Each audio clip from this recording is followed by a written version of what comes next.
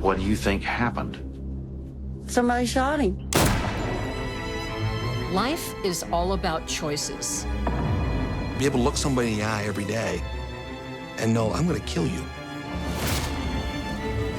The decision to take someone's life is the ultimate moral reckoning. When she walked in the bedroom, he was dead in the bed. But some people claim they have no choice. He said, you know, I could kill you, bury you, and no one would know that you're out here. If they are to be the survivor.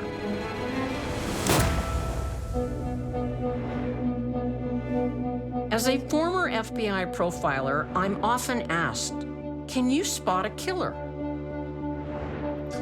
Is it a look, an attitude, a pattern of behavior?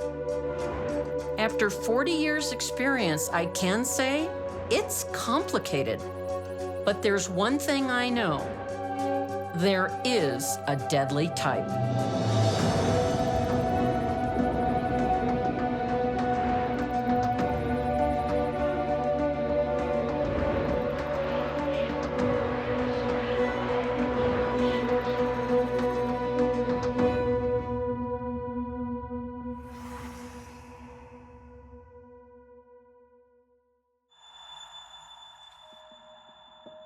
Normally starts with emotional and mental abuse, and then comes the physical.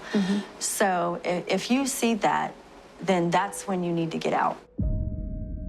Melissa Vanover's story begins as a Cinderella-style fairy tale and has its unhappy ending here at the Ohio Reformatory for Women in Marysville.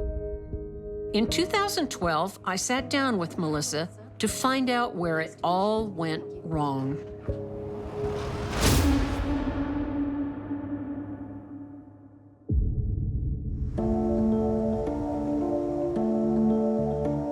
In 1997, in northern Kentucky, 26-year-old Melissa is a divorced single mom working the nightlife to support her 4 kids.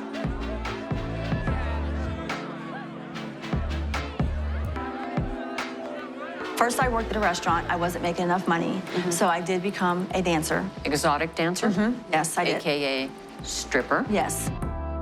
I had kids that I had to support.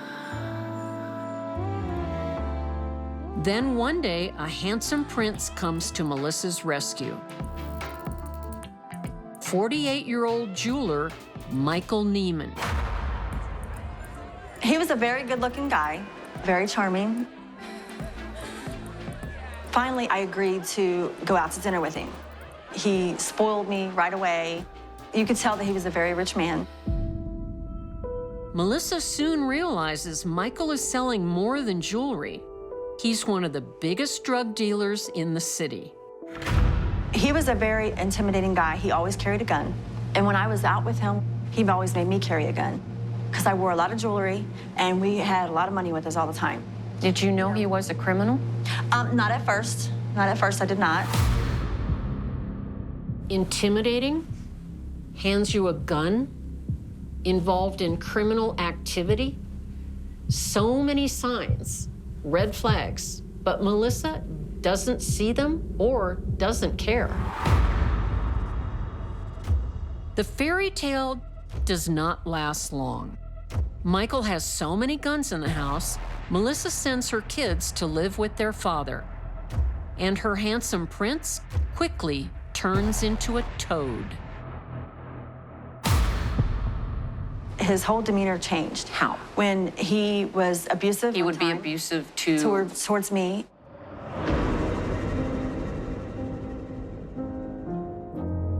He hit me all the time. You know, punched me, hit me, slapped me.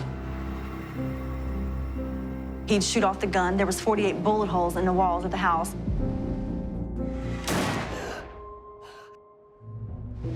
48. There were 48 bullet holes in your house where he would shoot at you? Yeah. To scare you? Yeah.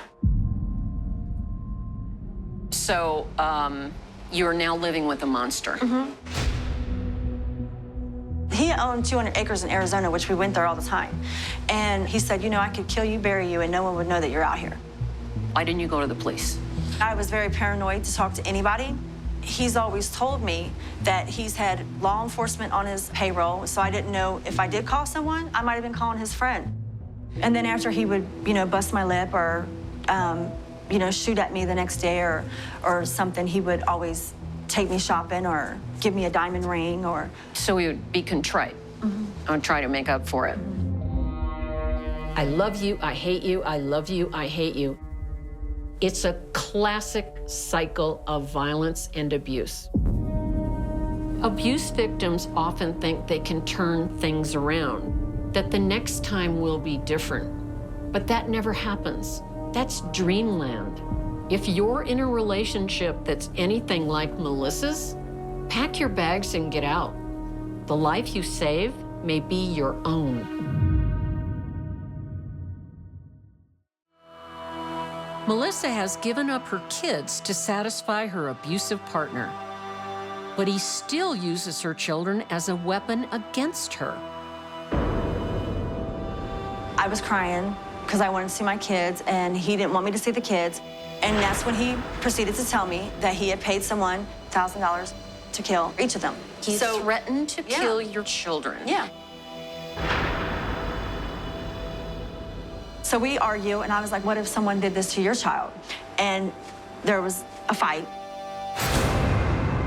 With loaded guns all over the house, a physical struggle escalates quickly. It becomes a deadly confrontation. There was the headboard. He was reaching for his gun. How do you know that? Because that's the only thing that was in there, was the gun. So he reaches for the gun, and what did you do? And then I reached for the one under the bed. We often don't think clearly when we're cornered, and our options all look bad. So we start to choose the best of the worst. That's where Melissa Vanover found herself, and she decided to become the survivor.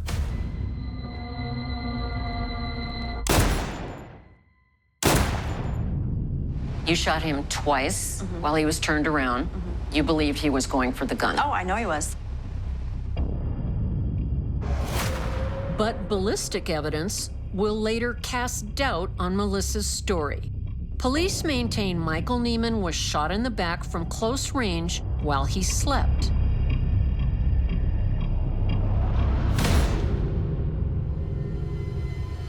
And there's a third bullet wound to the chest. Whether it was cold-blooded murder or self-defense, Melissa claims she had no choice. What did you immediately do afterwards? I ran out of the house because I thought he was going to come after me. Did it occur to you to call 911? No, not at that point. Why not? I was scared. I didn't know what to do. Instead of calling the police, Melissa calls her neighbor, 18-year-old Kevin Green, who is also secretly her lover. As if her life wasn't complicated enough. And things get even crazier when Kevin and his family steal from the crime scene. And I mean steal. $750,000 in cash, jewelry, and drugs. Raiding the crime scene doesn't look like self-defense.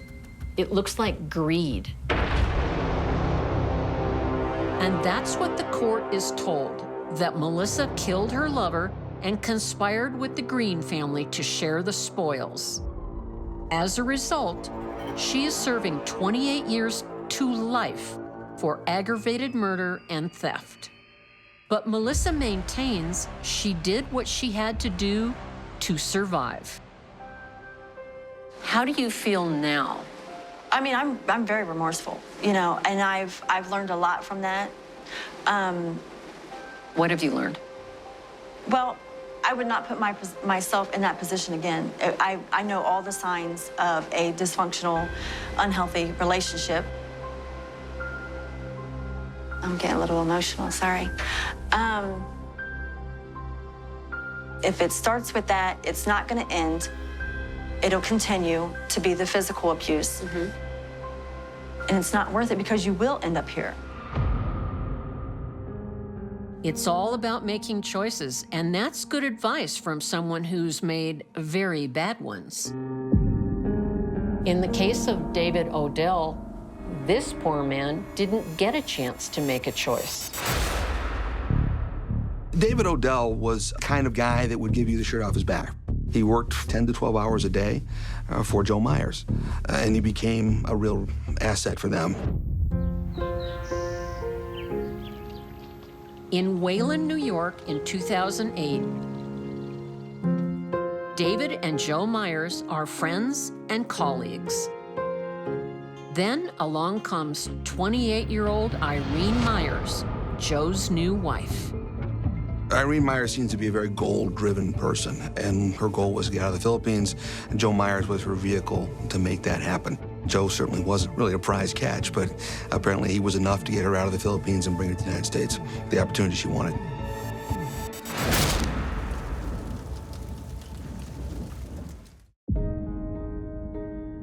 Irene has come a long way to claim her piece of the American dream. But she wants more than what husband Joe's modest income can provide.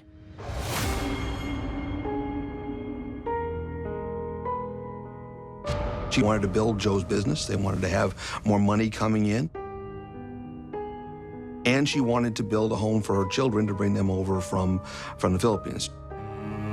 David is the sole employee of Joe's mechanical repair business. He doesn't earn much, but he's careful with his money and owns his own home. He also was extremely proud of the very simple home he had. He'd paid it off. That was his great achievement in life, was to have the family homestead. A childhood accident has left David intellectually impaired, but he's always been able to trust Joe's advice.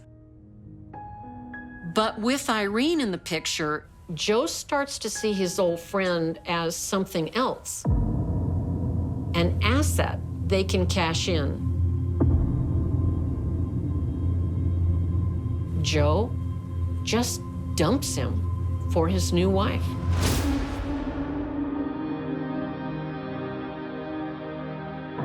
They started renting out David's house. Joe Myers put people in the home. He collected rent. David never got any money from that. Then they take the next step. Joe and Irene take him off to their lawyer, and they sign deeds. So they basically just stole his house. Irene's next step is to move in, under the pretext of taking care of David. I think she did intend to take care of him, but not the way that most of us would take care of somebody. They took away his seizure medication, I think hoping he would pass away. The couple takes out life insurance for David and extra home insurance. In all, they stand to walk away with $175,000 in the event of David's death. In their world, it was a lot of money. And that's what, unfortunately, it was enough to drive their dreams. Irene moved to the United States to escape poverty and build a better life for herself and her children. She wanted the American dream at any cost. This level of planning and malevolence for somebody who they were essentially caretakers for is one of the most fundamentally evil situations I've ever seen. To be able to look somebody in the eye every day and know, I'm going to kill you.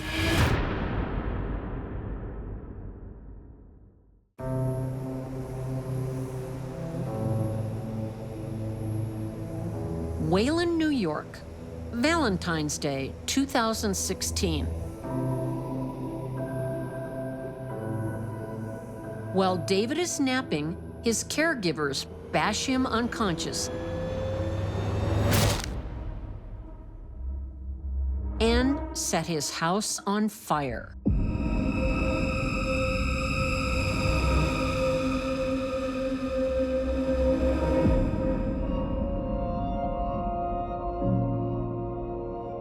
David was found in a lazy boy chair, melted into that lazy boy chair, burned absolutely to a crisp. They found soot in his trachea, which indicates he was breathing his house in as it burned down around him. like Irene and Joe Myers, think they're so clever. They think that someone like David won't attract attention when he perishes in an accident.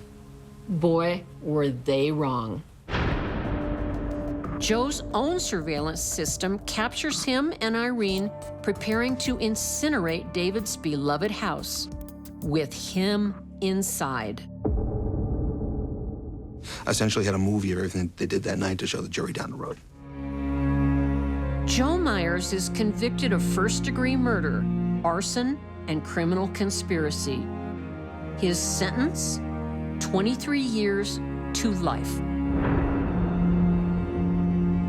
Irene Myers is found guilty of second-degree murder, arson, fraud, and conspiracy.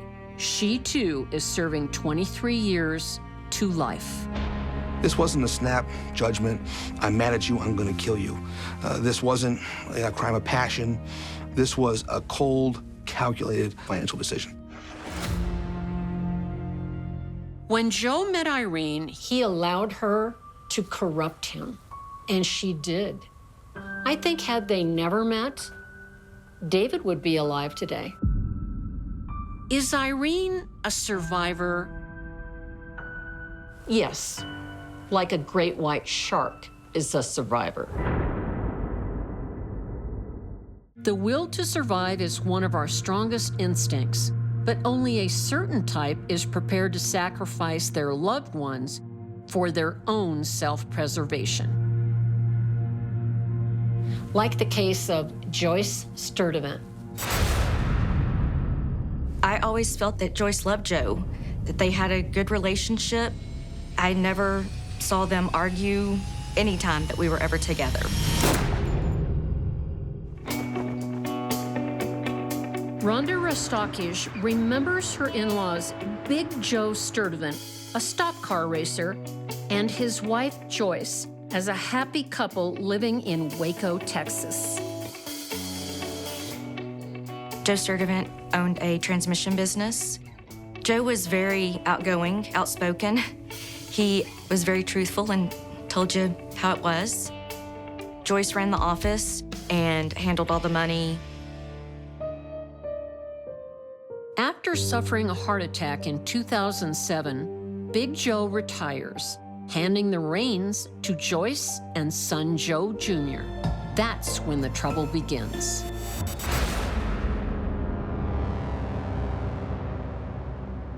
The police had called and said, there's been an incident at your parents' house. You need to come now.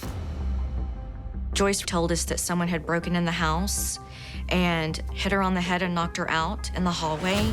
And then we found out that someone had gone into their bedroom and attacked Joe. Despite Big Joe's age and a bad heart, he fights off the intruder.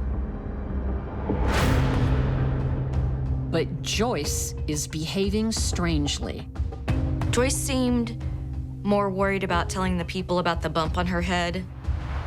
We thought she was maybe in shock and upset. And so, we just assumed her behavior would be a little off.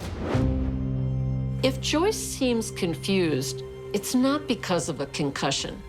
It's because she can't figure out how her husband survived. Joyce set up a murder, but Big Joe was too tough, and the assailant fled. Joyce never got a bump on her head. She'll be fine and live another day to try and kill her husband.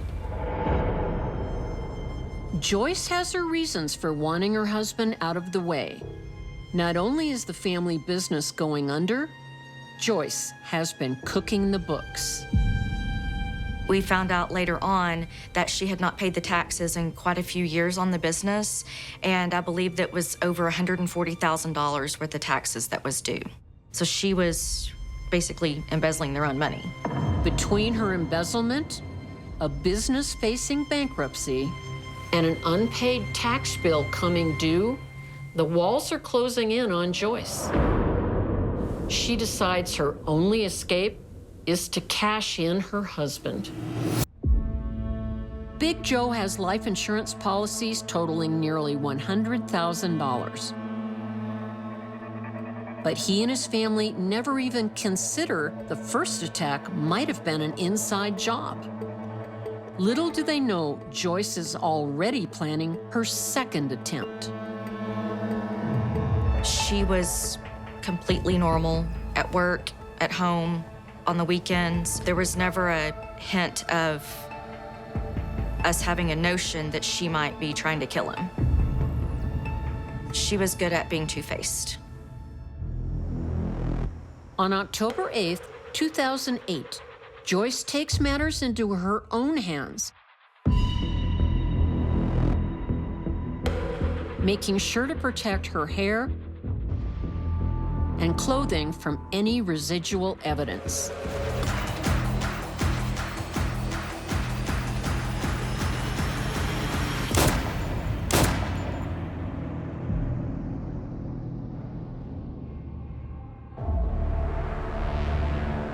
She then heads to work and puts in a full day at the office before returning home and placing the call to 911.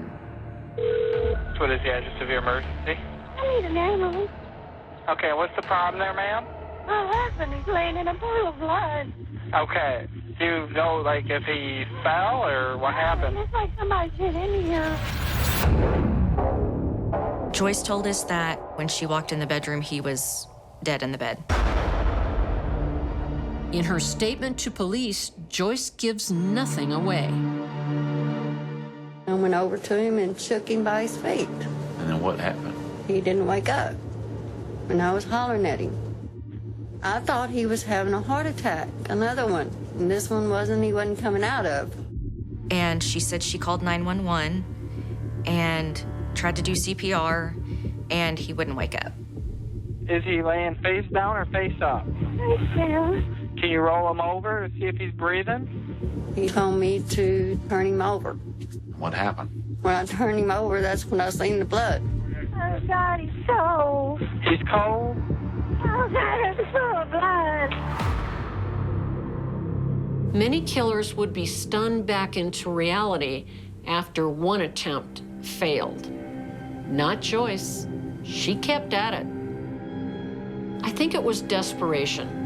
Joyce was cornered and running out of options, and poor Joe was her last hope. In 2011, 66-year-old Joyce is sentenced to 15 years for attempted murder and another 30 for murder, to be served concurrently.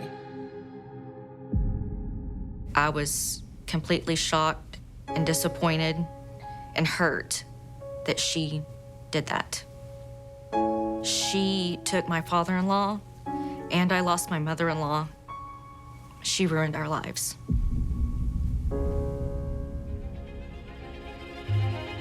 The will to live is so strong, even good people sometimes resort to bad solutions.